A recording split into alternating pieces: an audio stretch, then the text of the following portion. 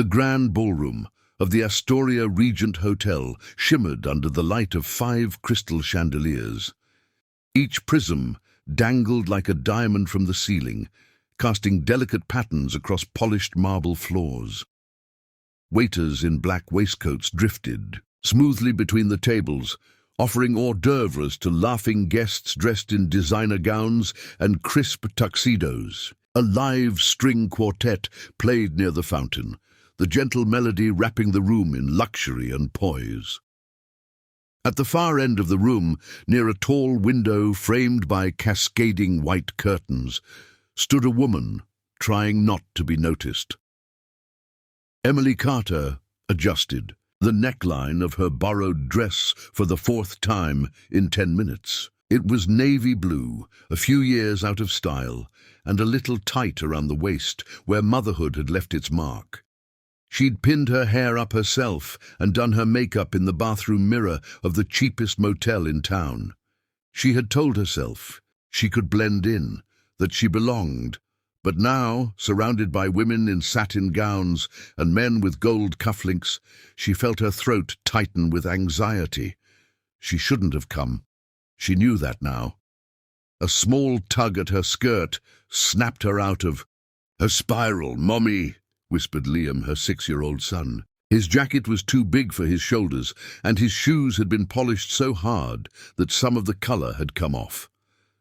"Can I have one of those triangle sandwiches?" She smiled gently and knelt down to his level, smoothing his hair away from his forehead. "They're called tea sandwiches, sweetheart. And yes, of course, let me just find a waiter, okay?"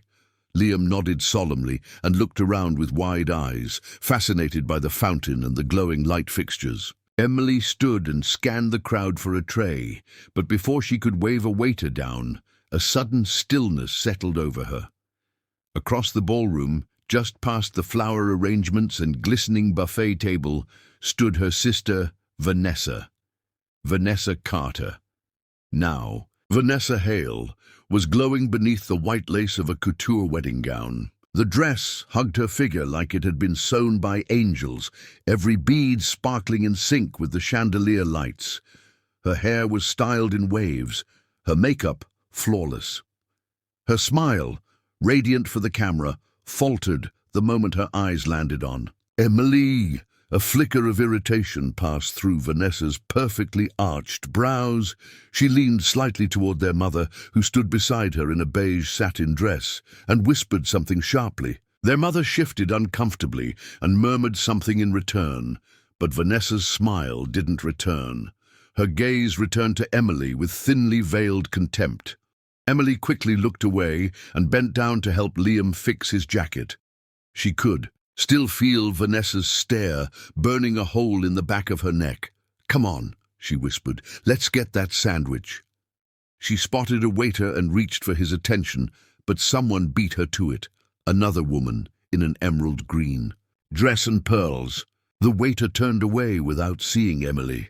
As she sighed and took Liam's hand to keep moving, a sharp voice cut through the hum of conversation. "Excuse me, guests only at this table. Children aren't permitted in the main reception after a dinner." Emily turned slowly. A woman with a clipboard and headset, clearly part of the wedding coordination team, was standing stiffly in front of her. Her expression was tight, professional, and unwelcoming. "I'm Vanessa's sister," Emily said, keeping her voice calm. "And this is my son." The woman checked her clipboard. "You weren't listed on the final guest chart." "I wasn't sure I could come," Emily said. "I didn't know if I could afford the trip until yesterday, but I brought a gift. I just wanted to be here." The woman's eyes drifted down Emily's dress. "The bride requested a limited list. This is a black tie event." Before Emily could respond, Vanessa was suddenly beside them. "What's going on?" she asked, glancing from the coordinator to Emily, already annoyed. "She wasn't listed as a confirmed guest," the woman said, "and there's the matter of her child." "I told you," Vanessa cut in, her voice cold. "I didn't want drama today. I didn't think she'd actually show up." Emily's breath caught. "Vanessa, I'm your sister." "You're an embarrassment," Vanessa said without even lowering her voice. "You don't belong here. Look at you. You don't fit in." The guests nearby had stopped talking, heads were turning. Whispering began to rise like smoke, Emily's face flushed with heat. "I came to support you," she said quietly. "I raised you when Dad left. I was there when—" "Don't guilt-trip me," Vanessa snapped. "I didn't ask for that." The wedding coordinator looked uncomfortable, but stepped forward again. "Ma'am, I'm going to have to ask you to leave the venue." Tears stung Emily's eyes. Her pride was gone. "Please, just let us sit in the back. He just wanted to see the wedding." Liam clutched her hand. His eyes were wide and scared. "Come on, baby," she whispered, her voice trembling. "Let's go." She started to turn, heart thudding painfully, shame washing over her in hot waves. But then the large double doors of the ballroom creaked open, and a new chill swept in with the breeze. Every head turned. A man walked into the ballroom, like he owned it, tall, sharp-jawed, impeccably dressed in a dark tailored suit. His shoes clicked crisply on the marble floor as he walked past stunned guests who parted like water. It was Caleb Whitmore, the billionaire, the reclusive entrepreneur, the tech genius who had turned a garage company into a global empire before. His 30th birthday, he was supposed to be a myth, a silent investor. No one had expected him to show. He looked around the room once, scanning. Then he saw her, Emily. He walked straight toward her. "Emily Carter," he said, stopping a few feet away. His voice was rich and warm, full of quiet disbelief. Emily turned slowly. "Caleb?" A smile tugged at his mouth. "It's been 15 years? Yeah. I didn't think you'd recognize me. I could never forget you." Vanessa stood frozen, color draining from her face. Caleb turned to the coordinator. "Is there a reason my friend is being asked to leave?" "She wasn't confirmed. She's my guest now," Caleb said firmly. "And if she goes, I go." Vanessa stepped forward, flustered. "Mr. Whitmore, I didn't know you." "And Emily were acquainted. She tutored me in high school," he said. "Made sure I passed calculus. You wouldn't have this wedding if not for her." There was a stunned silence.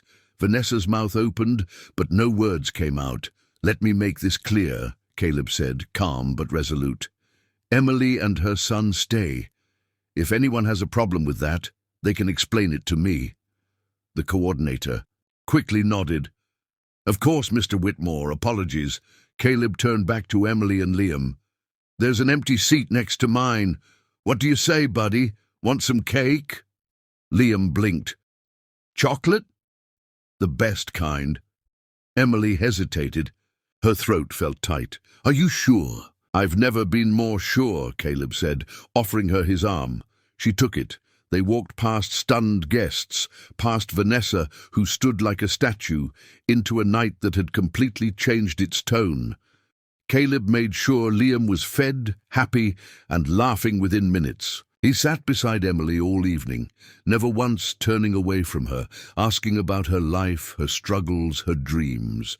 She told him about working 2 jobs, about her night classes, about how smart Liam was. When she mentioned her accounting courses, Caleb leaned forward. "I could use someone like you if you're ever looking for a job." "I don't want charity," she whispered. "It's not," he replied.